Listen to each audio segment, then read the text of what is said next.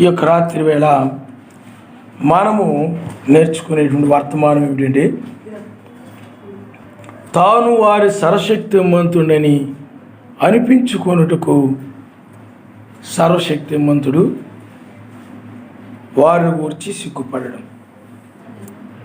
తాను వారి సర్వశక్తిమంతుడిని అనిపించుకొనుటకు సర్వశక్తిమంతుడు వారిని గురించి సిగ్గుపడడు అనే దాని మీద మనం నేర్చుకోబోతున్నాం. మనము హెబ్రీయులకు రాసిన పత్రిక 11వ అధ్యాయము 13వ వచనం నుండి మనం చదువుకుందాం. వీరందరూ ఆ వాగ్దాన ఫలము అనుభవింపకపోయినను దూరం నుండి చూచి వందనము చేసి తాము భూమి మీద పరదేశులమును యాత్రికులమై ఉన్నామని ఒప్పుకొని విశ్వాసము గలవారై మృతి పొందిరి. ఇలాగూ చెప్పువారు తమ స్వదేశమును వెదుగుచున్నామని విశదపరుచున్నారు కారా. వారు ఏ దేశము నుండి వచ్చిరో ఆ దేశమును జ్ఞాపకముంచుకున్న ఎడల మరలా వెలుటకు వారికి వీలు కలిగి ఉండును. అయితే వారు మరి శ్రేష్టమైనటువంటి దేశమును అనగా పరలోక సంబంధమైన దేశమును కోరుచున్నారు. అందుచేత తాను వారి సర్వశక్తిమంతుని లేకపోతే వారి ఎలోహిమునని అనిపించుకొనుటకు ఆ ఎలోహిం వారిని గూర్చి సిగ్గుపడడు. ఏలయనగా ఆయన వారి కొరకు ఒక పట్టణమును సిద్ధపరిచి ఉన్నాడు. ఆయన నామమున హల్లెలూయా, హల్లెలూయా. అయితే ఇక్కడ తాను వారి సర్వశక్తిమంతుడని అనిపించుకొనుటకు సర్వశక్తిమంతుడు వారిని గురించి సిగ్గుపడడు. ఇప్పుడు అబ్రాహాము యొక్క సర్వశక్తిమంతుడు నేను అని అనిపించుకోవడానికి ఆయన ఏమాత్రం కూడా సిగ్గుపడడు. ఎందుకనంటే అబ్రాహాము విశ్వాసులకు ఏమై ఉన్నాడు చెప్పండి? తండ్రి అయి ఉన్నాడు. ప్రపంచంలోని విశ్వాసులందరికీ కూడా అబ్రాహాము గారు తండ్రి అయి ఉన్నారు. ఎందుకు అబ్రాహాము గారి యొక్క సర్వశక్తిమంతుడిని అనిపించుకోవడానికి ఆయన ఏమాత్రం సిగ్గుపడకుండా నేను అబ్రాహాము యొక్క సర్వశక్తిమంతుడిని అని ఆయన అనిపించుకోవడానికి ఆయన ఇష్టపడుతున్నాడు. ఎందుకనంటే అబ్రాహాము గారు సర్వశక్తిమంతుడు ఏం చెప్పాడు? ప్రతిదీ అనుసరించడమే కాకుండా అతడు భూమి మీద అతడు ఒక పరదేశి వలె, ఒక యాత్రికుని వలె అతడు భూమి మీద జీవించాడు. ఆయన పరదేశి అంటే వేరే దేశస్తుడు వలె, ఈ దేశం అంతా నాది, ఇదంతా నాది, అదంతా నాది అన్నట్లుగా ఈ లోకములో అతడు జీవించలేదు. కానీ నేను వేరే దేశానికి సంబంధించిన వాడిని అంటే పరలోక సంబంధమైనటువంటి లేకపోతే ఆయన ఒక పట్టణం సిద్ధపరచబోతూ ఉన్నాడు కాబట్టి ఆ పట్టణానికి సంబంధించిన వ్యక్తినే తప్ప, ఆ రాబోయేటువంటి ఆ నూతన యెరూషలేముకు సంబంధించిన వ్యక్తిని తప్ప, ఆ నూతన ఏదెనుకు సంబంధించిన వ్యక్తిని తప్ప ఈ లోకానికి నేను సంబంధించిన వ్యక్తిని కాదు. ఈ లోకానికి నేను ఈ లోకములో ఒక యాత్రికుడును. యాత్రికుడు అంటే ఎప్పుడొకప్పుడు తిరిగి మరలా స్వదేశానికి వెళ్ళేవాడిని ఏమంటాడు చెప్పండి? యాత్రికుడు. మీరు ఉదాహరణకి ఏ విజయవాడ ఎక్కడికి వెళ్ళారనుకోండి, అవన్నీ చూసేస్తారు. మరి ఎప్పుడొకప్పుడు మీరు ఎక్కడ రావాలి చెప్పండి? ఇంటికి రావాలి. అప్పుడు మీరు విజయవాడ వెళ్ళి ఎన్ని చూసి రావడానికి వెళ్ళారనంటే మీరు అప్పుడు ఒక యాత్రికులు అయి ఉన్నారు. యాత్రికులు అంటే ఎప్పుడొకప్పుడు ఎక్కడి నుండి బయలుదేరాడు మరలా తన సొంత ఇంటికి లేకపోతే సొంత దేశానికి సొంత పట్టణానికి రావాల్సిందే.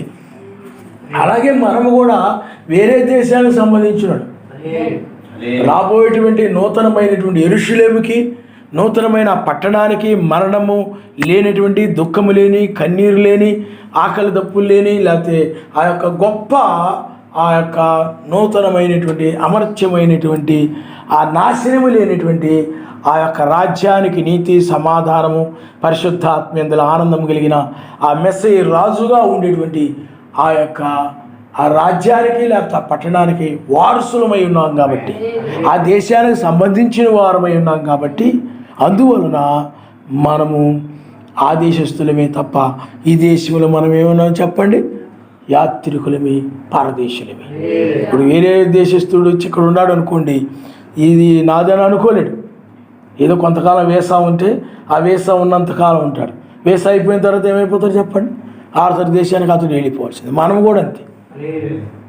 మనం కూడా ఎంతకాలం అయితే మనకు ఒక వీసా ఉంది, పరసంబంధమైన వీసా, అది అయిపోగానే మన సొంత దేశానికి మనం ఏమైపోతాం చెప్పండి? వెళ్ళిపోతాం.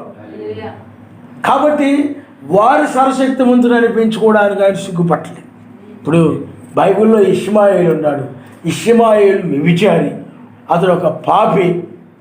ఆ ఇష్మాయేలు యొక్క సర్వశక్తిమంతుని అని అనిపించుకోవడానికి, లేకపోతే ఎలోహిమని అనిపించుకోవడానికి ఆయన సిగ్గుపడేవాడు. ఇప్పుడు నీవు ఉండవు అనుకోండి, లేకపోతే ఒక వ్యక్తి ఉన్నాడు అనుకోండి, ఆ వ్యక్తికి కుమారులు ఉన్నారనుకోండి, ఆ కుమారులు ఉన్నప్పుడు లేక వారు వాక్యానికి విరోధంగా జీవిస్తున్నప్పుడు ఆ తండ్రి ఏం చేస్తాడనండి, అతడు నువ్వు నా కుమారుడు కాదురా, నువ్వు నీతిగా నడవడం లేదు, యథార్థంగా నడవడం లేదు, సత్యంగా నడవడం లేదు. ఎందుకనంటే ఆ కుమారుడికి అతడు తండ్రిగా అనిపించుకోవడం అతనికి ఇష్టం కలగట్లేదు. అలాగే సర్వశక్తిమంతుడు కూడా, నీవు కూడా వాక్యానికి వ్యతిరేకంగా ఉన్నావు అనుకో, వాక్యానికి విరోధంగా నువ్వు నడుస్తూ ఉన్నట్లయితే నీ యొక్క సర్వశక్తిమంతుడు ఆయన అనిపించుకోవడానికి ఆయన ఇష్టపడ్డా. నువ్వు నా సర్వశక్తిమంతుడు అన్నగానే ఆయన ఇష్టపడ్డా. ఎందుకు ఇష్టపడ్డానంటే, నీ భూమి మీద యాత్రికుడు వలె కాకుండా ఈ దేశస్థుడు వలె జీవిస్తున్నావు అనమాట. ఈ దేశస్థులు ఎలాగైతే విగ్రహారాధన చేస్తున్నారో నువ్వు చేస్తున్నావు. ఈ దేశస్థులు ఎలాగైతే మోసాలు చేస్తున్నారో నువ్వు కూడా అలాగే చేస్తున్నావు. ఈ దేశస్తులు అన్యాయాన్ని ఎలా చేస్తున్నారో నువ్వు కూడా అలాగే చేస్తున్నావు. ఈ దేశస్తులు ఎలాగైతే త్రాగుతున్నారో నువ్వు కూడా అలాగ త్రాగుతున్నావు. ఈ దేశస్తులు ఎలాగైతే సినిమాలు చూసి ఎలాగైతే పాపాలు చేస్తున్నారో నువ్వు కూడా అలాగే చేస్తూ ఉన్నప్పుడు నువ్వు యాత్రికుడుగా ఈ దేశస్తుడివి.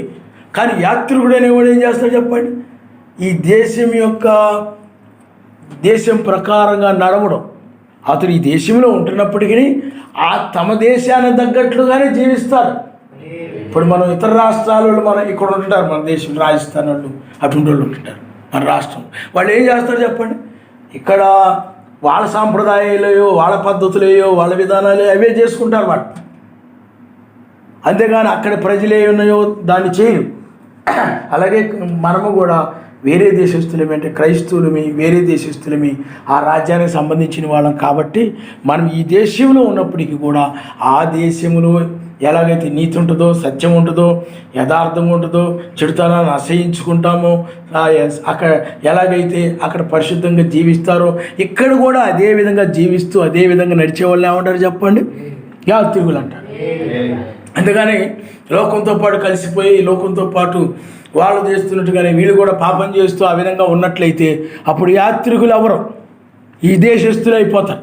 అప్పుడు ఈ దేశస్తులు అయిపోతే నీ యొక్క సర్వశక్తిమంతుడు, అంటే పాపుల యొక్క సర్వశక్తిమంతుని అనిపించుకోవడానికి ఎప్పుడు ఇష్టపడ్డాయి?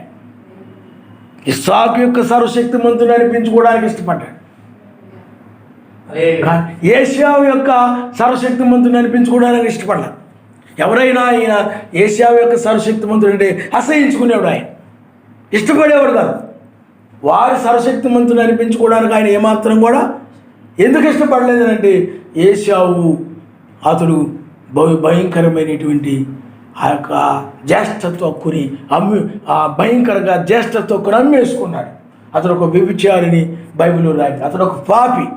ఆ జ్యేష్ఠత్వ హక్కును అమ్ముకొని దానికోసం మరలా మారు మనసు పొంది తెగ ఏడ్చాడు. కానీ ఆ జ్యేష్ఠత్వక్కు కానీ ఆశీర్వాదం కానీ దొరకలేదు. ఎందుకని? ఏశావు యొక్క సర్వశక్తిమంతుని అనిపించుకోవడానికి ఆయన ఇష్టపడ్డాడు. అందుకని బైబిల్లో మనం చూసినట్లయితే ఆనోకు ఉన్నాడు. ఆనోకు యొక్క సర్వశక్తిమంతుని అనిపించుకోవడానికి ఆయన ఇష్టపడ్డాడు. ఎందుకు ఇష్టపడ్డాడనంటే, ఆనోకు సర్వశక్తిమంతునితో నడిచేవాడు, సర్వశక్తిమంతుతో నడిచేవాడు. అందుకని నేను ఆనోకు యొక్క సర్వశక్తిమంతుడిని, ఆయన యొక్క సృష్టికర్తని, ఆయన యొక్క ఎలోహిముని, అతడు నాకు తండ్రి, అతడు నాకు కుమారుడు అని అనిపించుకోవడానికి ఆయన ఇష్టపడ్డాడు.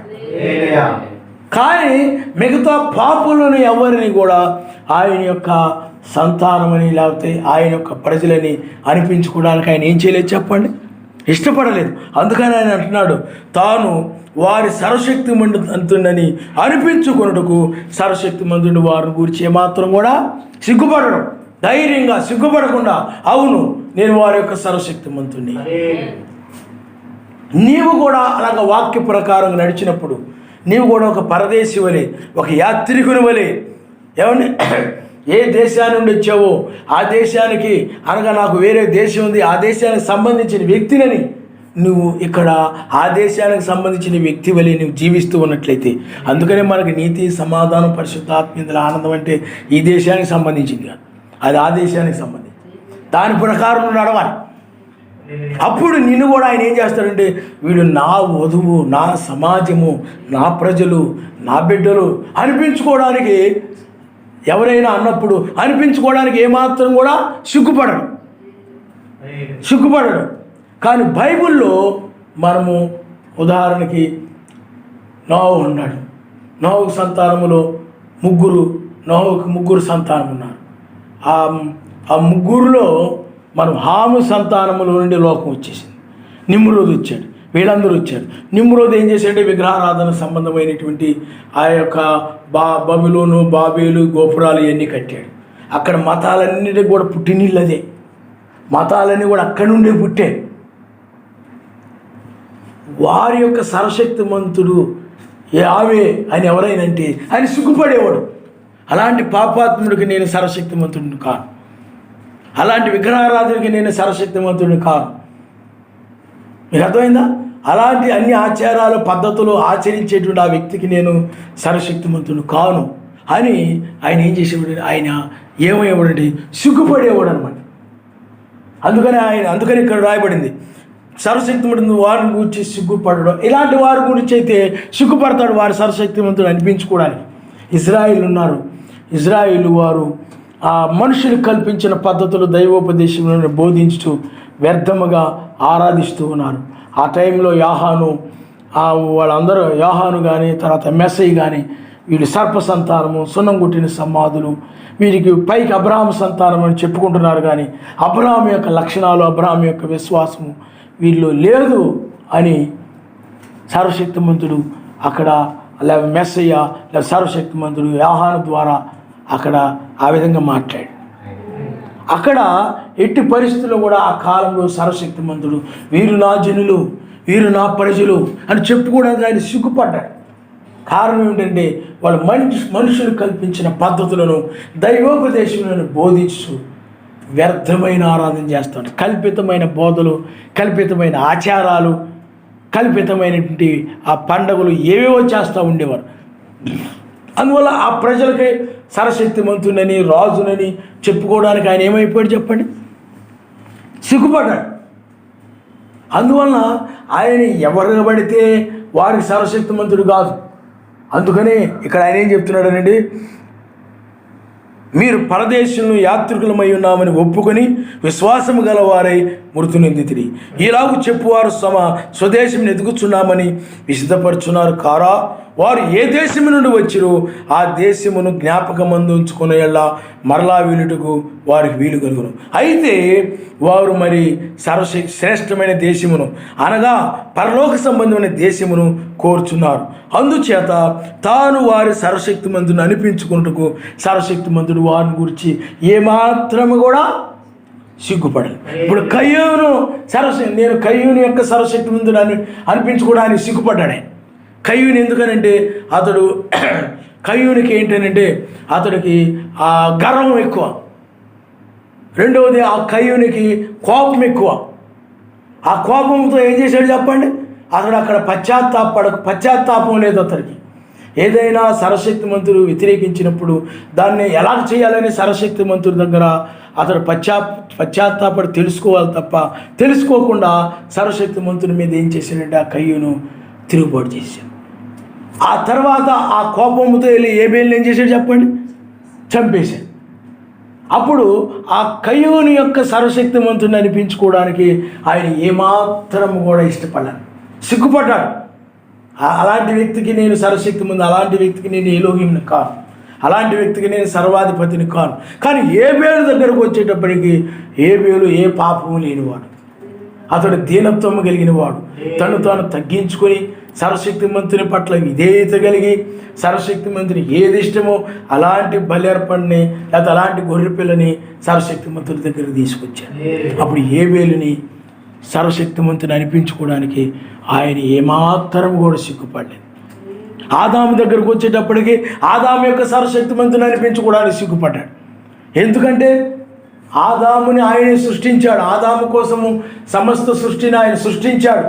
కానీ ఆదాము సర్వశక్తిమంతుని మాట వినకుండా తన భార్య మాట వినడం, ఆమెమో ఆ యొక్క సర్పం యొక్క మాట వినడం, వీటన్నిటిని బట్టి ఆదాము యొక్క సర్వశక్తిమంతుని అనిపించుకోవడానికి ఆయన ఏమాత్రం కూడా ఆయన ఇష్టపడక సిగ్గుపడ్డాడు. ఆదామును చూసి ఇతడు నా కొడుకు ఎలాగవుతాడు, ఇతడు నా మాటకు లోబడకుండా నా యొక్క వాక్య ప్రకారం నడవకుండా నా శత్రువు అయినటువంటి సర్పం యొక్క అడుగుజాడల్లో నడుస్తూ ఉన్నాడు, ఇతడు నా కుమారుడు ఎలా అవుతాడు, ఇతడు ఏ విధంగా నేను అతడికి సృష్టికర్తను అవుతానని ఆదాము యొక్క సర్వశక్తిమంతుని అనిపించుకోవడానికి ఆయన సిగ్గుపడిపోయాడు.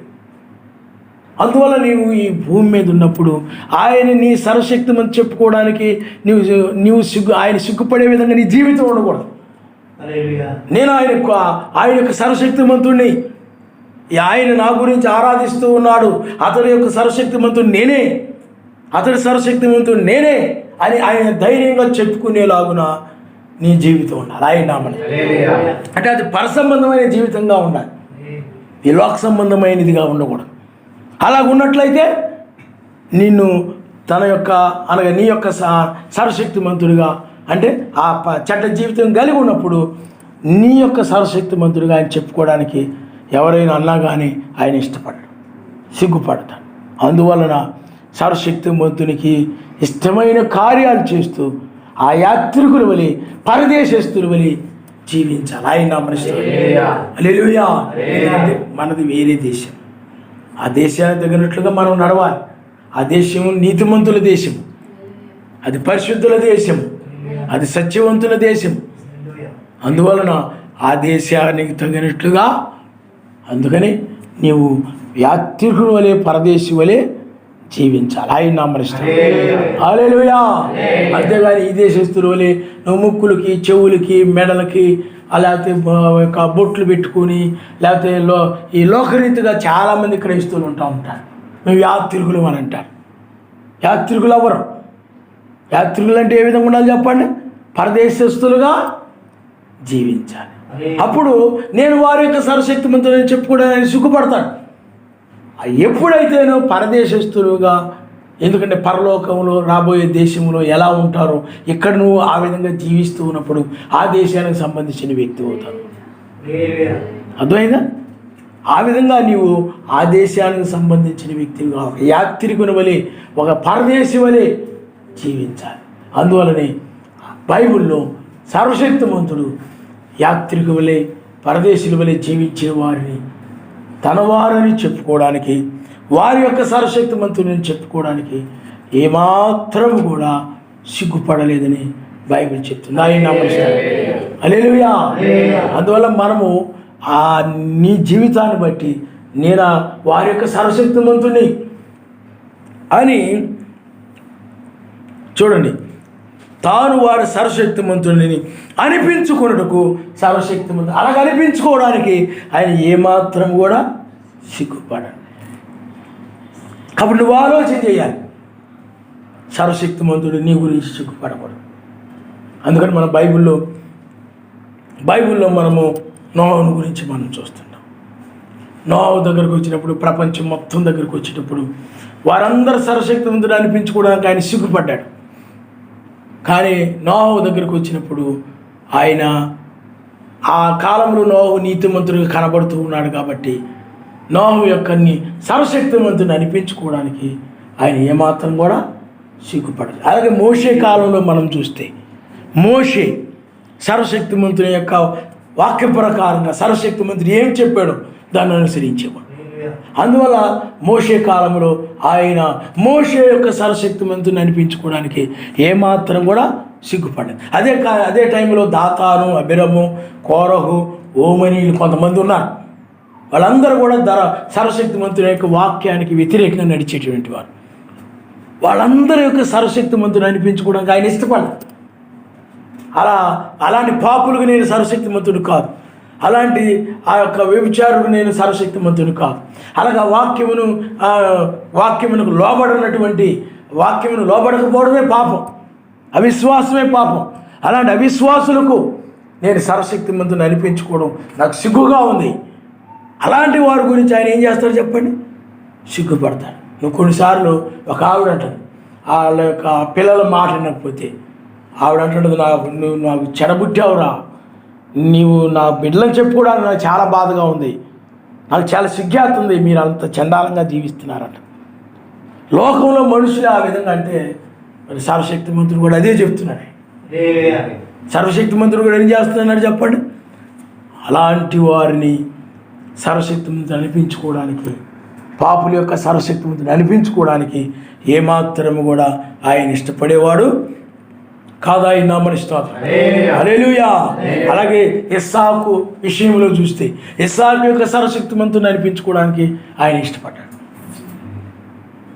ఎవరైనా ఆయన ఇస్సాకు యొక్క సర్వశక్తిమంతుడు అంటే ఆయన చాలా హ్యాపీ ఫీల్ అయిపోయాడు, చాలా సంతోషించేవాడు సర్వశక్తిమంతుడు. ఎందుకంటే ఇస్సాకు అతడు యాత్రికుడిగా జీవించాడు కాబట్టి, పరదేశిగా జీవించేవాడు కాబట్టి. అందువల్ల యావే ఇస్సాకు యొక్క సర్వశక్తిమంతుడురా, ఇస్సాకు యొక్క ఎలోహిమురా, ఇస్సాకు యొక్క తండ్రిరా, ఆత్మీయ తండ్రి, లేకపోతే ఇస్సాకు యొక్క సృష్టికర్తరా అంటే సర్వశక్తిమంతుడు. ఆహా, ఇస్సాకు యొక్క సృష్టికర్తను అన్నారని చాలా సంతోషపడిపోతుంటాడు, చాలా ఆనందపడిపోతుంటాడు. నీ విషయంలో కూడా ఆయనకు ఆనందం కలగాలి. మీకు అర్థమైందా? నీ విషయంలో కూడా ఆ ఫలాని వాళ్ళ ఏదో ఈ చిన్న సమాజం ఉంది, ఈ చిన్న సమాజంలోని వారికి ఆయన సర్వశక్తిమంతుడు అని అంటే సర్వశక్తిమంతుడు దాన్ని బట్టి ఆనందించే విధంగా ఉండాలి ఈ జీవితం. అంతేగాని ఆయన వాక్యానికి విరోధంగా నడుస్తున్నాం అనుకోండి, యాత్రికులు కాకుండా, పరదేశులకు కాకుండా ఈ లోకంలో మనుషులు ఎలాగ నడుస్తున్నారు, ఎలాంటి ఆలోచనలు నడుస్తుంటారో, ఎలాంటి మాటల ప్రకారం నడుస్తుంటారో, ఎలాంటి క్రియల ప్రకారం నడుస్తూ ఉంటారో, ఎలాంటి జీవితం నువ్వు కూడా అలాగే జీవిస్తూ ఉన్నావు అనుకోండి, అప్పుడు ఆయన నీ యొక్క సర్వశక్తిమంతులను అనిపించుకోవడానికి ఆయన ఇష్టపడ్డాడు. ఎవరైనా ఇదిగో ఫలానా ఆయన సర్వశక్తిమంతుడు నీవే కదా అంటే చిసి నేను అలాంటి వాడికి సర్వశక్తిమంతుడు కాదంటాడు ఆయన. అలాంటి వ్యక్తికి నేను సర్వశక్తిమంతుడిని కాను అంటాడు అనమాట. మీకు అర్థమైందా? ఆ ఫానిలరా అనాండో ఒప్పుకోడు ఆయన. ఎలోహిం అని అంటే ఆయన పరదేశులను యాత్రికుల వలె జీవించేటువంటి వారికి ఆయన సర్వశక్తిమంతుని అనిపించుకోవడానికి ఏ మాత్రం కూడా సిగ్గుపడు. ఇప్పుడు దానియేలు ఉన్నాడు. దానియేలు సర్వశక్తిమంతుని వాక్యం కోసం నిలబడినప్పుడు దానియేలు లేకపోతే సర్వశక్తిమంతుడు ఆ సమయంలో అక్కడ ఉన్నాడు అనుకోండి.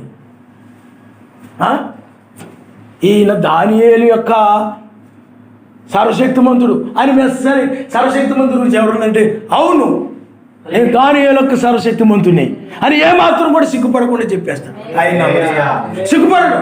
కారణం ఎందుకంటే ఆయన కోసమే ఆ దానియేలు నిలబడ్డాడు, యాత్రికులని నిలబడ్డాడు.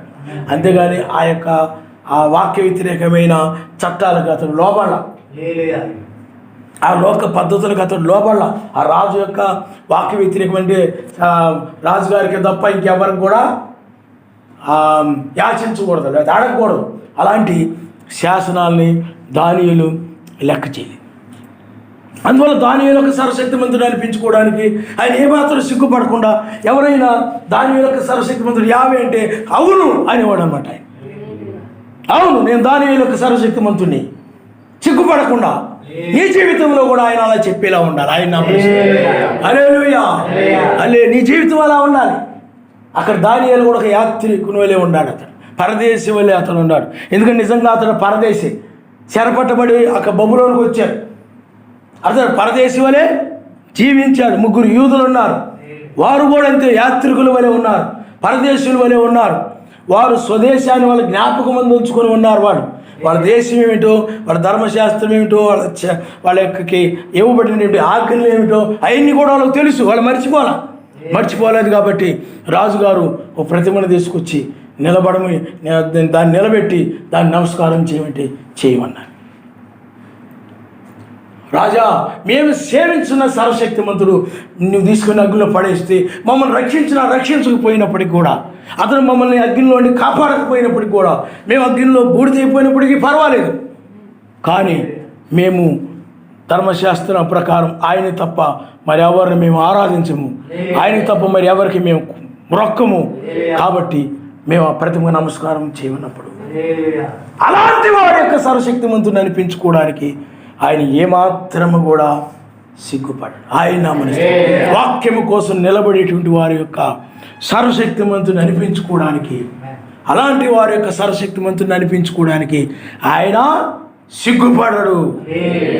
ధైర్యముగా సిగ్గుపడకుండా, అవును ఆ ముగ్గురు యూదుల యొక్క సర్వశక్తిమంతుడు నేనే, నీ విషయంలో కూడా ఆ విధంగా ఆయన చెప్పే విధంగా ఉన్నప్పుడే నీ జీవితం ఆ ముగ్గురు యూదుల వలె, దానియేలు వలె, ఇస్సాకు వలె, యాకోబు వలె, నీ జీవితం కూడా అబ్రహాము జీవితం వలె నీ జీవితం కూడా ఉన్నప్పుడు, ఆ కాలపు వర్తమానం ప్రకారము వారి జీవితము ఆ విధంగా ఉంది, వాక్య ప్రకారంగా ఉంది.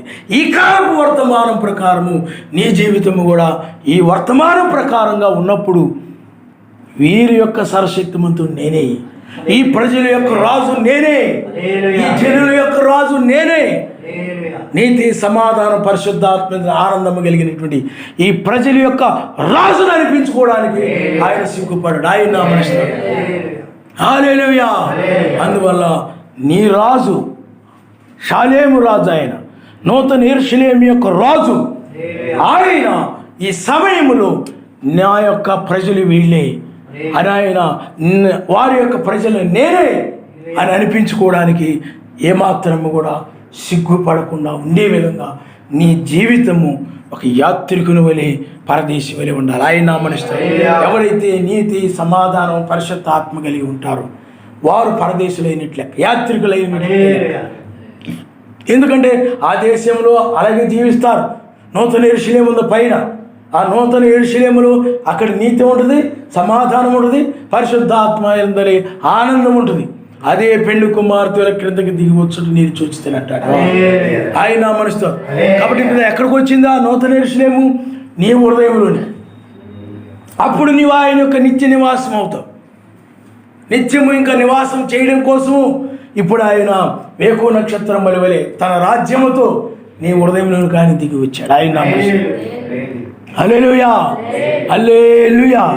కాబట్టి మనం ముగింపులో ఉన్నాం కాబట్టి, చివరి కాలంలో ఉన్నాం కాబట్టి, అంతములో ఉన్నాం కాబట్టి, నీవు ఈ చివరి కాలంలో నీవు ఆయన యొక్క బిడ్డగా నువ్వు జీవించాలి. ఆయన వలె నువ్వు జీవించాలి. ఆయన ఎలా పరిశుద్ధుడై ఉన్నాడు, ఆయన ఎలాగ నీతిమంతుడై ఉన్నాడు, ఆయన ఎలాగ సత్యవంతుడై ఉన్నాడు, ఆయన ఎలాగ యథార్థవంతుడై ఉన్నాడు, ఆయన ఎలాగ ప్రేమ కలిగిన వాడై ఉన్నాడు, ఆయన ఎలాగ జాలి కలిగిన వాడు ఉన్నాడు, క్షమించేవాడుగా ఉన్నాడు, కనికరమ కలిగిన వాడుగా ఉన్నాడు. అలాంటి లక్షణాలన్నీ కూడా నువ్వు కూడా కలిగి ఉన్నట్లయితే అప్పుడు నేను వారి యొక్క సర్వశక్తివంతుణ్ణి అని అనిపించుకోవడానికి ఆయన ఏమాత్రం కూడా సిగ్గుపడ్డాడు. ఆయన నామనిస్తాడు. హల్లెలూయా. శత్రువులను ప్రేమించి, మనం లోకంలో మనుషులైతే ఏం చేస్తారు? శత్రువుల్ని ద్వేషిస్తారు. బైబిల్ ఏం చెప్తుందనంటే, మిమ్మల్ని ప్రేమించు వారిని ప్రేమించినలా ఏమి ప్రయోజనము? లోకంలో అందరూ అలాగే చేస్తారు కదా. కాబట్టి మీరు మీ శత్రువులను మీరు ప్రేమించండి. మీకు కీడు చేసేవారికి ప్రతిగా కీడు చేయకండి. ఆయన శిలువ మీద ఆయన్ని కొట్టారు, ప్రతిగా కొట్టలేదు. ఆయన్ని ఉమ్మి వేశారు, ప్రతిగా ఉమ్మి వేయలేదు. ఆయన పిడిగుద్దులు గుద్దారు, ప్రతిగా గుద్దలేదు. సర్వశక్తివంతునికి అప్పగించాడు. పగ తీర్చుకున్నట్టు నా పని అని చెప్పాడు ఆయన. అలాగే బైబిల్లో దావీదు, అతడు ప్రేమ ఎంత ప్రేమ అంటే, ఆ యొక్క సౌలు రాజు చాలా సందర్భాల్లో చంపాలని ప్రయత్నం చేసినప్పుడు ఆ సౌలు రాజు పట్ల అతని ప్రేమనే చూపించాడు తప్ప ఏమాత్రం కూడా ఎక్కడ కూడా ద్వేషాన్ని చూపించలేదు. అందువల్లనే దావీదు యొక్క ఎలోహిమునని చెప్పుకోవడానికి, దావీదు యొక్క కేడమునని చెప్పుకోవడానికి ఆయన ఏమాత్రం కూడా సిగ్గుపడలేదు. ఆయన దావీదు యొక్క రక్షణ నేనే, దావీదు యొక్క కేడెము నేనే, అబ్రాహాము యొక్క కేడెము నేనే, అబ్రాహాము భయపడకు నేను నీ కేడెమునై ఉన్నానని చెప్పాడు ఆయన. వారి యొక్క ఎలోహిమునని చెప్పుకోవడానికి ఆయన ఏమాత్రము కూడా సిగ్గుపడలేదు. కాబట్టి ఈ చివరి కాలంలో నీవు కూడా ఆయన నిన్ను చూసి నీ యొక్క ఎలోహిము నేనని ఆయన అనిపించుకోవడానికి ఏమాత్రం కూడా సిగ్గుపడని విధంగా నీవున్నప్పుడు ఆయన నిన్ను తన రాజ్యమునకు ఆయన అంగీకరించి, ఓ నేను వీరికి రాజుని నేనే అని ఆయన అనిపించుకోవడానికి ఏమాత్రం కూడా సిగ్గుపడ్డా. ఆ విధమైన స్థితి నువ్వు చివరి కాలంలో కలిగి ఉండాలి. అలాంటి దానికోసం నువ్వు ప్రార్థన చేయాలి. నాయన నీవు నా యొక్క ఎలోహిమునని ఎవరు అనిపించుకోవడానికి సిగ్గుపడని విధంగా నేను జీవించడానికి సహాయం చేయండి. అప్పుడే నేను ఈ ఉగ్రతుడు తప్పించబడతాను. ఎవరినైతే వారి యొక్క సర్వశక్తి ముందు అనిపించుకోవడానికి ఆయన ఏమాత్రము కూడా సిగ్గుపడకుండా ఉంటాడు. మీకు అర్థమవుతుందండి? అలాంటి వాడు మాత్రమే పైకి కొనిపోబడతారు తప్ప అందరూ కొనిపోబడరు, అందరూ ఎత్తబడరు. ఎందుకనంటే ఎవరి విషయములైతే ఆయన వారి యొక్క ఎలోహిమునని చెప్పుకోవడానికి సిగ్గుపడడో అలాంటి వారి విషయం ఏలియా ఉన్నాడు. ఏలియా వాక్యం విషయమై అతడు బహు రోషము కలిగి జీవించినవాడు. అతడు ఆనాడు రోషము కలిగి ఏమాత్రము కూడా వాక్య వ్యతిరేకమైనటువంటి సిద్ధాంతాలతో కానీ, వాక్య వ్యతిరేకమైనటువంటి ఈ మత్స్యానికి సంబంధమైన బోధలతో కానీ, లేకపోతే వాక్య వ్యతిరేకమైనటువంటి ఆచారాలతో కానీ, వాక్య వ్యతిరేకమైనటువంటి మనుషులతో కానీ కలిసి ఆరాధన చేస్తూ పాపం చేస్తూ ఆ ఏలియా లేడు. ఏలియా ఎలా ఉన్నాడు చెప్పండి? అతడు ప్రత్యేకంగా ఉన్నాడు. వచ్చే బుధవారం మనం వీలైతే ఆ ప్రత్యేకతను గురించి మనం నేర్చుకుందాం. అలాగున్నాడు కాబట్టి ఆయన ఏలియా యొక్క ఎలోహిముని నేనే అని చెప్పుకోవడానికి, అనిపించుకోవడానికి ఆ దూతల చేత కావచ్చు, ఆ ప్రజల చేత కావచ్చు, లోకము చేత కావచ్చు, ఎవరి చేత అయినా సరే వారి యొక్క ఎలోహిముని నేనే అనిపించుకోవడానికి ఏమాత్రము కూడా ఏలియా యొక్క ఎలోహిముని నేనే అని అనిపించుకోవడానికి ఏమాత్రము కూడా అతడు సిగ్గుపడలేదు. ఏలియా యొక్క ఎలోహిముని నేనే. మీకు అర్థమైందా? ఆయన ఏమాత్రము కూడా సిగ్గుపడలేదు. కారణం ఏమిటి? ఏలియా సర్వశక్తిమంతుడు ఏం చెప్పాడో దాన్ని అనుసరించి నడిచాడు. సర్వశక్తిమంతుడు ఏం చెప్పాడో దాని ప్రకారం జీవించాడు. అందుకని ఏలియా యొక్క ఎలోహిముని అని అనిపించుకోవడానికి ఆయన ఏమాత్రం కూడా సిగ్గుపడలేదు. అది ఆహాబు యొక్క ఎలోహిముని అనిపించుకోవడానికి మాత్రం సిగ్గుపడ్డాడు. ఆహాబు యొక్క ఎలోహిం, ఎందుకంటే ఆహాబు వంశము దావీదు వంశము, లేకపోతే ఆహాబు యొక్క పితరులందరూ కూడా ఈ యొక్క గొప్ప నీతిమంతులు యావేను ఆరాధించేవారు. కాబట్టి ఆహాబు కూడా యావే యొక్క కుమారుడే, లేకపోతే యావేకి సంబంధించిన రాజు అంటే చిచి చిచి చిచి చిచి అనేవాడు. ఆహాబు యొక్క ఎలోహిం నేను కాను, ఎందుకంటే అతడు ఒక అన్య స్త్రీని వివాహం చేసుకున్నాడు.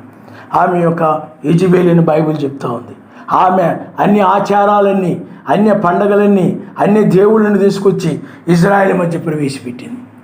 ఇజ్రాయెల్ అందరూ కూడా ఆ అన్య సంబంధం అస్తారోతు బయలుదేవతల్ని ఆరాధించడం ఆరంభించారు. యావే యొక్క ధర్మశాస్త్రాన్ని తిరస్కరించారు, ప్రవక్తల్ని చంపేశారు, బలిపీఠం పగలగొట్టేశారు. ఇవన్నీ జరిగాయి ఈ యొక్క యెజబెల్ వల్ల. అందువల్ల ఆహాబు యొక్క ఎలోహిముని అనిపించుకోవడానికి ఆయన ఏమాత్రం కూడా ఇష్టపడక ఆహాబు ఆ యొక్క సర్వశక్తిమంతుని అనిపించుకోవడానికి ఆయన సిగ్గుపడ్డాడు. ఇలాంటి యొక్క వానికి నేను తండ్రిని కాదు, ఎలోహిముని కాదు, సృష్టికర్తను కాదు, యావేను కాదు, ఇట్టి వానికి ఇలాంటి పాపాత్ముడికి నేను యావేను కాను, సృష్టికర్తను కాను అని ఆయన సిగ్గుపడ్డాడు. అలాంటి వాళ్ళ గురించి వారి యొక్క సర్వశక్తిమంతుని అనిపించుకోవడానికి ఇష్టపడేవాళ్ళు ఎంత ఉన్నతంగా ఉన్నప్పటికీ కూడా, వాళ్ళు రాజీ పదవిలో ఉన్నప్పుడు కూడా, ప్రజలందరూ కూడా ఆహాబు వైపు ఉన్నప్పటికీ కూడా, జనులందరూ కూడా ఆహాబు వైపు ఉన్నప్పటికీ కూడా అతని యొక్క ఎలోహిముని అనిపించుకోవడానికి ఆయన ఇష్టపడలేదు. ఎవరైతే వాక్యాన్ని అనుసరించి నడుస్తూ ఉంటారు.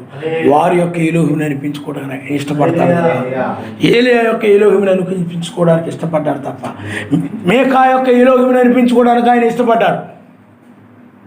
మేకా ఏంటి చెప్పండి? సర్వశక్తిమంతుని యొక్క పక్షంగా నిలబడినవాడు, వాక్యపక్షంగా నిలబడినటువంటి వాడు.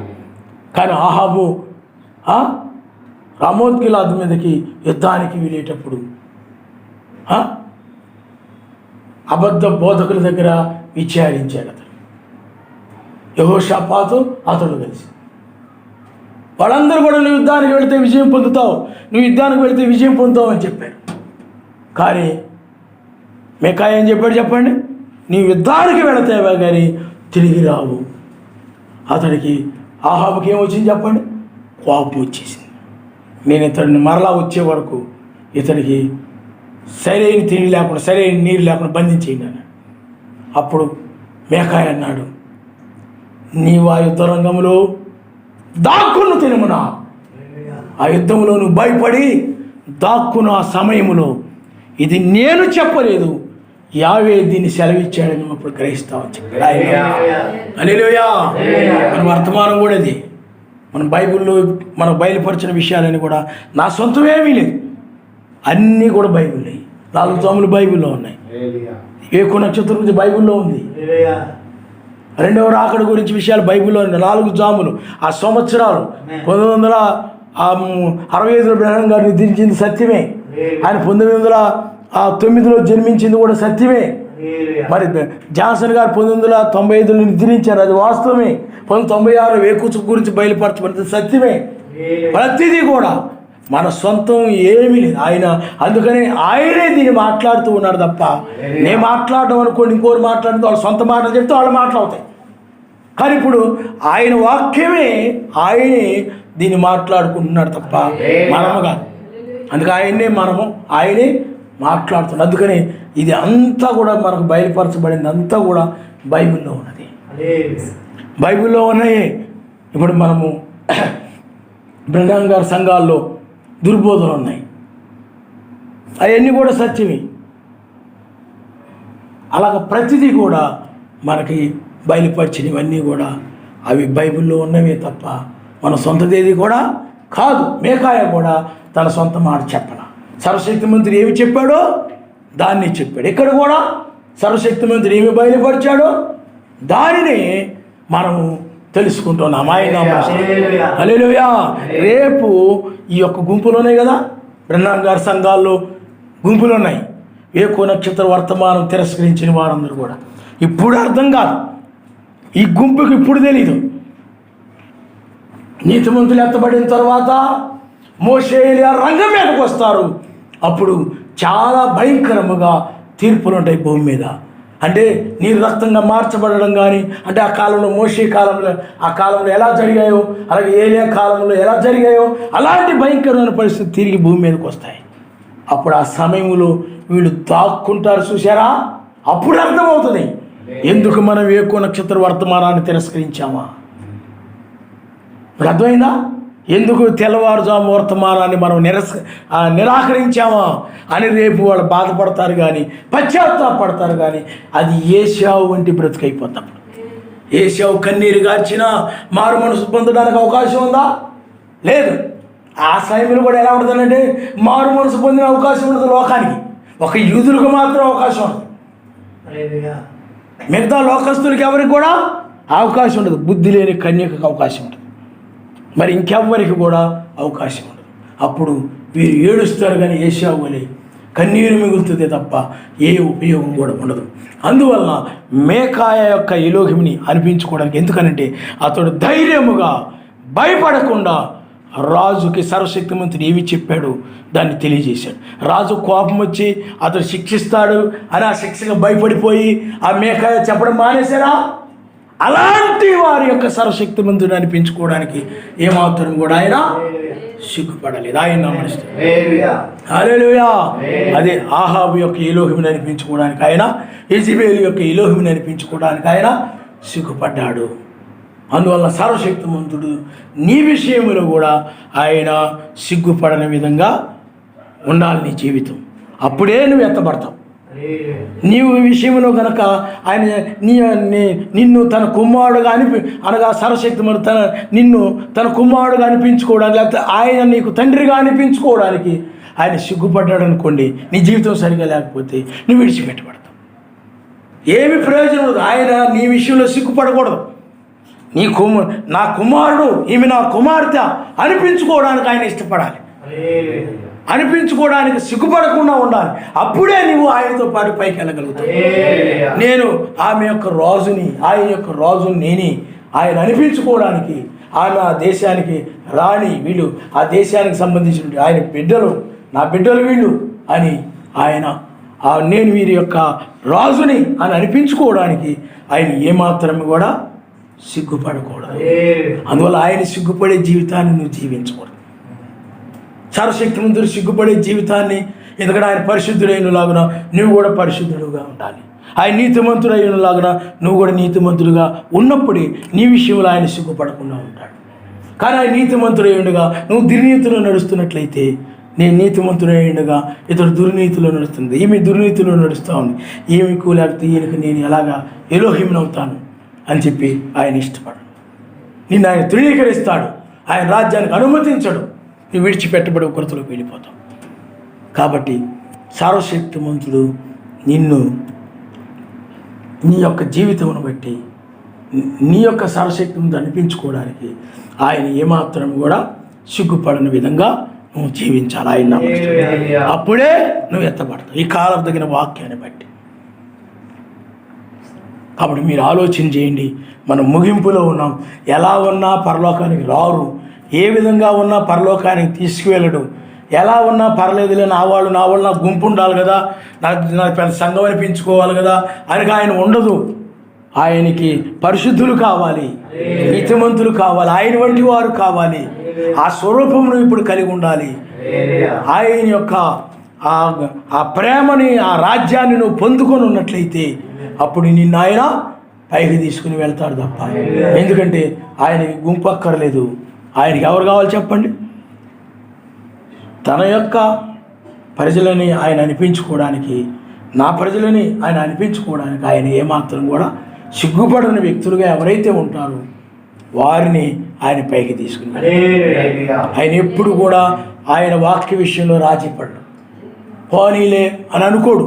ఏదోనో అనుకునేవాడు. అలా అనుకుంటే ఆదాము అవ్వలు ఆజ్ఞని మీరిపోయినప్పుడు పోనీలే అని అనుకున్నాడు. ఆయన కుదరదన్నాడు. ఇంకా ఏదో నుండి ఆయన ఏం చేశాడు చెప్పండి? బయటికి త్రోసివేశాడు. ఇప్పుడు కూడా ఆయన అలాగే ఉంటాడు. వాక్య ప్రకారం ఉంటే తీసుకెళ్తాడు. ఎలా ఉన్నా వెళ్ళే పని అయితే మనం ఇలా ఈ టైంలో ఎంత దూరం ఉండే మనం వచ్చి మనం ఇలాగ ఆరాధించాల్సిన పని లేదు, బైబిల్ చదువుకోవాల్సిన పని లేదు, వాక్యం వినాల్సిన పని లేదు, అన్ని సంఘాలు ఒకటేలే, అన్ని బోధలు ఒకటేలే అని చెప్పుకోవచ్చు. కానీ అలాంటిది కాదు ఇది. ఆయన యొక్క వాక్య ప్రకారం ఉంటేనే, ఈ కాలం తగిన వర్తమానం ప్రకారం ఉంటేనే, వేకు నక్షత్ర వర్తమానం ప్రకారం ఉంటేనే వెళతారు. అంతేగాని ఎలా ఉంటే అలాగా వెళ్ళరు. ఏ విధంగా ఉన్నా పర్లేదు లేని చెప్పి ఆయన తీసుకెళ్ళడు. అందుకని 20 లక్షల మంది ఉన్నారు. 20 లక్షల మందిలో ఇద్దరు మాత్రమే కానానికి వెళ్ళారు. మిగతా వాళ్ళు ఎందుకు వెళ్ళలేకపోయారంటే, మిగతా వాళ్ళు ఎద్దే యెహోవా అని, ఎద్దే యావే అని వాళ్ళు ఆ యొక్క అన్యులతోటి, లోకస్తులతోటి సహవాసాలు చేసి వాళ్ళతో పాటు కలిసిమెలిసి పాపాలు చేసేసారు. సర్వశక్తిమంతుడికి బహు విరోధంగా నడిచారు. అలాంటి జనులకి నేను రాజును అనిపించుకోవడం నాకు ఇష్టం లేదని, ఆయన అలాంటి జనులకి నేను రాజును అనిపించుకోవడం ఇష్టం లేక అలాంటి జనుల్ని బట్టి సిగ్గుపడ్డాడు. ఆయన సిగ్గుపడి ఇలాంటి వాళ్ళు నాకు వద్దని త్రోసేసి యెహోషువ, కాలేబు సర్వశక్తిమంతుని ఇష్ట ప్రకారంగా నడిచారు. పూర్ణ మనసుతో, పూర్ణ హృదయంతో. మోషే, యెహోషువ, కాలేబు పూర్ణ మనసుతో, పూర్ణ హృదయంతో. అయితే మోషే కానాను వెళ్ళలేదు, కానీ యెహోషువ, కాలేబు వెళ్ళారు పూర్ణ మనసుతో, పూర్ణ హృదయంతో. యావేని వెంబడించిన వాడు. యెహోషువ, కాలేబుల యొక్క ఎలోహిమును అనిపించుకోవడానికి ఆయన ఏమాత్రం కూడా సిగ్గుపడలేదు. సమూయేలు యొక్క ఎలోహిమును అనిపించుకోవడానికి ఆయన సిగ్గుపడలేదు. మీకు అర్థమవుతుందండి? ఏమాత్రం కూడా హిజ్కియా యొక్క సర్వశక్తిమంతుని అనిపించుకోవడానికి ఆయన ఏమాత్రం కూడా సిగ్గుపడలేదు. ఆ విధంగా నీ విషయంలో కూడా ఆయన నీ యొక్క ఎలోహిముని అనిపించుకోవడానికి ఆయన ఏమాత్రం కూడా సిగ్గుపడని విధంగా నీవు మన పితరులు ఆ నీతిమంతులు ఎలా నడిచారు నీ కాలపు వర్తమానాన్ని బట్టి నడవాలి. ఎలా ఉన్నా పరలోకం వెళ్ళే పని అయితే ఇదంతా అవసరం లేదు. కాబట్టి ఎలా ఉన్నా వెళ్ళం కాబట్టి మనం ఆరాధిస్తేనే, వాక్యం వింటేనే, ఆ వాక్య ప్రకారం నడిస్తేనే, ఆయన కోసం శ్రమ పడితేనే, ఆయన కోసం నిందలు అవమానాలు ఇవన్నీ భరించి ఆ వాక్యం కోసం నిలబడితేనే ఇరుకు మార్గములు. అందుకని ఇరుకు మార్గము ఇది నిత్య జీవానికి వెళ్ళేటువంటి మార్గం. దీన్ని కనుగొని వారు కొందరే. అందరూ ఈ మార్గాన్ని కనుగొనలేరు. అందరికీ ఈ మార్గం అర్థం కాదు. అందరికీ ఈ మార్గము బయలుపరచబడదు, కొందరికి. కానీ విశాల మార్గంలో వెళ్ళేవాళ్ళు అనేక మంది. ఈనాడు సంఘాల్లో చూడండి, అత్యత్వ బోధల్లోనూ, నామకార్థం యేసునామం సంఘాల్లోనూ, ఆ వేషధారణ కలిగినటువంటి ఆ యొక్క బ్రహ్మాం గారు గుంపుల్లోనూ చాలామంది ఉంటారు. మీ సంఘానికి 2000 మంది, మీ సంఘానికి ఎంతమంది? 4000 మంది. అవి మా సంఘానికి అసలు సరిపోవట్లేదండి. ఇలా చాలామంది చెప్తూ ఉంటారు. అది విశాల మార్గం. ఆ తప్పుడు బోధల్ని, తప్పుడు సిద్ధాంతాలని చాలామంది కనుక్కుంటూ ఉంటారు. అది చాలామందికి అర్థమైపోతూ ఉంటుంది. చాలామంది వాటిలోకి వెళ్ళిపోతూ ఉంటారు. కానీ ఎక్కడికి వెళ్ళిపోతారు చెప్పండి? నరకానికి వెళ్ళిపోతారు. కాబట్టి పిల్లారా, ఆలోచన చేయండి. కాబట్టి ఆ బైబిల్లో ప్రతి కాలంలో కూడా రక్షించబడింది కొద్దిమంది. ఈ చివరి కాలంలో కూడా రక్షించబడింది కొద్దిమంది. వేల మంది, లక్షల మంది, కోట్ల మంది ఏమో రక్షించబడరు. నోహు కాలంలో 8 మంది మాత్రమే రక్షించబడ్డారు. లోతు దినముల్లో 3 మాత్రమే రక్షించబడ్డారు. మోషే కాలంలో 2. ఏలియా దినాల్లో ఏలియా ఒక్కడే వెళ్ళిపోయాడు. ఆయన నామనిష్టం. ప్రతి కాలంలో కూడా రక్షించబడిన వారు కొద్దిమంది. కాబట్టి కొద్దిమందే ఎత్తపడతారు. ఆ కొద్ది మందిలో నీవు కూడా నేనున్నానని విశ్వాసము కలిగి నేను ఎత్తబడతాను, ఆ కొద్ది మందిలో నేనున్నానని నమ్మకము కలిగి నీవేం చేస్తున్నారంటే ఆయన చిత్త ప్రకారం నడుస్తుండాలి. ఆయన ఏమాత్రం కూడా సందేహించకూడదు. అనుమానం కూడా. అవిశ్వాసమే పాపం, సందేహమే పాపం అని బైబిల్ చెప్తా ఉంది. కాబట్టి నీవు నన్ను ఆయన విడిచిపెట్టడు. ఆ యొక్క కొద్ది మందిలో నేనున్నానని విశ్వాసము కలిగి ఆయన వాక్య ప్రకారంగా నువ్వు నడవాలి. ఆయన నామనిస్తావు. హల్లెలూయా. ఇప్పుడు మోషే ఉన్నాడు. మోషే ఫరో కుమార్తె కుమారుని అనిపించుకోవడానికి అతను ఇష్టపడ్డాడు. ఎందుకని? ఆ యొక్క ఫరో కుమార్తె ఏంటంటే విగ్రహారాధికురాలు, అన్యురాలు. ఆమె పాపపు అంటే విగ్రహారాధన వల్ల ఆ యొక్క ఐగుప్తు దేశం అంటే పాపపు దేశం, పాపపు సిద్ధాంతాల ప్రకారం నడుస్తూ ఉంటారు. అందువలన ఆ యొక్క మోషే ఆమె యొక్క కుమారుని అనిపించుకోవడానికి ఇష్టపడాలి. మీకు అర్థమైందా? ఇబ్రీలు యొక్క ఆయన ఎవరికి జన్మించాడో ఆమె యొక్క కుమారుని అనిపించుకోవడం, ఇబ్రీలు యొక్క సంబంధించిన వాడు అనిపించుకోవడానికి ఇష్టపడ్డాడు తప్ప ఐగుప్తు దేశంలో గొప్ప ధనవంతులు ఉండొచ్చు, ఫరో ఉన్నాడు, లేకపోతే ఐగుప్తు దేశం ఉంది, ఇవన్నీ ఉన్నాయి. కానీ వారికి సంబంధించిన వాడిని మోషే అనిపించుకోవడానికి అతను ఇష్టపడ్డాడు. ఫరో కుమారుని అనిపించుకోవడానికి, ఫరో తర్వాత రాజుని అనిపించుకోవడానికి కానీ అతడు ఏమాత్రం కూడా ఇష్టపడే. వాళ్ళందరూ కూడా అన్యులు, గొప్ప గొప్ప స్థానాల్లో ఉన్నారు, గొప్ప గొప్ప స్థితిలో ఉన్నారు. ఐగుప్తు దేశం అంతా వాళ్ళదే. కానీ అయినా కానీ మోషే వారికి సంబంధించి వాడిని అనిపించుకోవడానికి ఇష్టపడక ఇజ్రాయెల్కి సంబంధించి వాడిని అనిపించుకోవడానికి అతడు ఇష్టపడ్డాడు. అర్థమైందా? నీవు కూడా ఆత్మీయంగా ఎదిగినప్పుడు నీ యొక్క బంధువుల్లో కానీ నీ వారిలో కానీ వాడు లోక సంబంధమైన వారైనప్పుడు వారి పట్ల మనం ఎవరినైనా లోకంలో మనం అందరం ప్రేమిస్తాం, ప్రేమ కలిగి ఉంటాం, ఎవరిని ద్వేషించాం. కానీ వారికి సంబంధించినటువంటి వ్యక్తి అనిపించుకోవడానికి నీకు ఇష్టపడదు. నేను 1988లో బాప్తిజం పొందాను. బాప్తిజం పొందకముందు అందరూ నా వాళ్ళే అని అనిపించేది, మా బంధువులు కానీ ఊళ్ళో కానీ ఎవరైనా ఉన్నప్పుడు. కానీ 1988లో బాప్తిజం పొందిన తర్వాత నాలో వివేచన ఆత్మ వచ్చి నేను ఆయన నామమును ధరించుకుని ఉన్నాను, నాలో పరిశుద్ధాత్మ ఉంది, నేను పరదేశానికి వెళ్ళే వ్యక్తిని, నేను యావేరు ఆరాధిస్తూ ఉన్నాను, మా వాళ్ళలో అందరిలో కూడా విగ్రహారాధన, లోక సంబంధంగా ఉన్నారు, ధనాపేక్షలు ఇవన్నీ కలిగి ఉన్నారు, లోక పద్ధతుల్లో ఉన్నారు. కాబట్టి వాళ్ళు ఎలా అవుతారు? అప్పుడు వాళ్ళ నుండి నేను ప్రత్యేకించబడ్డాను. ఇంకా అప్పటి నుండి వాడు పెళ్ళికి వాటికి వీటికి వెళ్ళడం అవన్నీ కూడా మెల్లమెల్లగా తగ్గించాను. వారికి సంబంధించిన వాడిని అని అనిపించుకోవడము. నీవు ఆత్మీయంగా ఎదిగినప్పుడు పరిశుద్ధాత్మ కలిగిన వ్యక్తి అయితే నీకు ఏమాత్రం కూడా ఇష్టపడదు. ఆయన నీవు అబ్రాహాము సంబంధించిన వ్యక్తిని అనిపించుకోవడానికి ఇష్టపడతావు, ఇస్సాకు సంబంధించిన వ్యక్తిని అనిపించుకోవడానికి ఇష్టపడతావు, అపోస్తలుడైన పౌలుకు సంబంధించిన వ్యక్తులను కూడా ఇష్టపడతాం, జాన్సన్ గారికి సంబంధించిన వ్యక్తులను ఇష్టపడతాం, బ్రహ్మాం గారికి సంబంధించిన వ్యక్తులు అంటే ఇష్టపడతాం. కానీ లోకానికి సంబంధించిన వ్యక్తిని అంటే నువ్వు ఇష్టపడవు. ఎందుకనంటే మోషే వలె వాడు పాపులు, మోసగాళ్ళు, అబద్ధం ఆడేవారు, అన్యాయం చేసేవారు, మత్స్యాక్షమ సిద్ధాంతాలు వాటి ప్రకారం నడిచేవారు. నేను సత్యమార్గంలో ఉన్నవాడిని, వారు ఎలా అవుతారు? అందుకని మోషే ఫరో కుమారుని అనిపించుకోవడానికి ఇష్టపడాలి. ఆయన నామనిస్తాం. అందుకే మనకి లోకంలో విగ్రహారాధన వీళ్ళందరూ కూడా చేస్తారు. మనం నిజమైన మార్గంలో ఉన్నాం. వాళ్ళకి యొక్క సంబంధించిన వాడిని అనిపించుకోవడానికి నీ మనసు ఒప్పుకోదు. నీలో ఉన్న ఆత్మ ఏం చేయి చెప్పండి, ఒప్పుకోదు. వేరైపోయింది. నీకు పరలోక సంబంధమైన వారికంటే ఒప్పుకుంటాం. సర్వశక్తిమంతుడు కూడా నీ విషయంలో అంతే. నువ్వు ఆయన అడుగుజాడ ప్రకారం నడుస్తూ ఉంటే నీ యొక్క సర్వశక్తిని అనిపించుకోవడానికి ఆయన ఇష్టపడతాడు. కానీ ఆ వాక్యానికి వ్యతిరేకంగా నడుస్తూ ఉన్నట్లయితే నీ యొక్క సర్వశక్తిమంతుని అనిపించుకోవడానికి ఇష్టం ఉండదు. అందుకని నేను భూమి మీద విడిచిపెట్టేసి ఆయన తన ఇష్ట ప్రకారం ఎవరైతే నడుస్తూ ఉంటారో వారి యొక్క ఎలోహిని అనిపించుకోవడానికి ఆయన ఇష్టపడతాడు కాబట్టి, రాజును అనిపించుకోవడానికి ఇష్టపడతాడు కాబట్టి అలాంటి వారిని తీసుకొని వెళ్ళి ఆ యొక్క 1000 ఏళ్ల పాలనలో, ఆ యొక్క పెళ్లి విందులు, ఆ తర్వాత 1000 ఏళ్ల పాలనలో ఆయన రాజుగా ఉండి 1000 ఏళ్ళు పరిపాలన చేస్తాడు. ఆయన రాజ్యం అంటే ఆ దేశం అంటే ఎవరిని పడితే వాళ్ళకు కాదు. ఆయన సిగ్గుపడకుండా ఉంటేనే నీ జీవితాన్ని బట్టి అప్పుడే నువ్వు ఎత్తబడతావు తప్ప నేను నమ్ముకున్నాను పర్వాలేదులే అనుకుంటే కుదరదు. కాబట్టి నాయన, నేను ఎక్కడైనా నా విషయంలో నువ్వు ఎక్కడైనా నా యొక్క ఏలోహిం నేను చెప్పుకోవడానికి, అనిపించుకోవడానికి ఎక్కడైనా సిగ్గుపడతాడో నాకు తెలియచేయి నాయన. దాన్ని నేను సరిదిద్దుకుంటాను.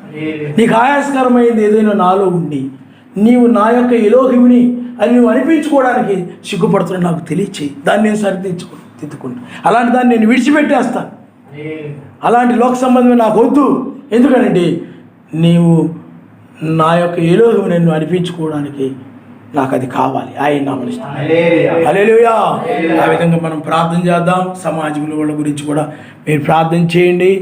అలాగే మన విక్టర్ గారు, ఆంటీ గారు వస్తుంటారు, ఆవిడ కూడా ఆరోగ్యం సరిగా లేదన్నారు, తలనొప్పిగా ఉన్నారు. ఆవిడ గురించి కూడా మీరు ప్రార్థనలో పెట్టండి. సమాజం అంతటి గురించి కూడా ప్రార్థన చేయండి. ప్రతి ఒక్కరు కూడా ఆ సర్వశక్తిమంతుడు వీళ్ళు నావారు అని అనిపించుకోవడానికి ఆయన సిగ్గుపడని విధంగా నీతి, సమాధానం, పరిశుద్ధ ఆత్మేంద్ర ఆనందం కలిగి ఉండేలాగా ప్రార్థన చేయండి. ఆయన నామనిస్తాడు. హల్లెలూయా. తలవంచుకొని మనం ప్రార్థన చేద్దాం. హల్లెలూయా, హల్లెలూయా, హల్లెలూయా. ఈ లోకంలో ఎవరిని పడితే వాళ్ళని వీళ్ళు నా వాళ్ళు కలిపేసుకుంటావు లోకంలో మనుషుల్ని. మోషే అలా చేయలేదు.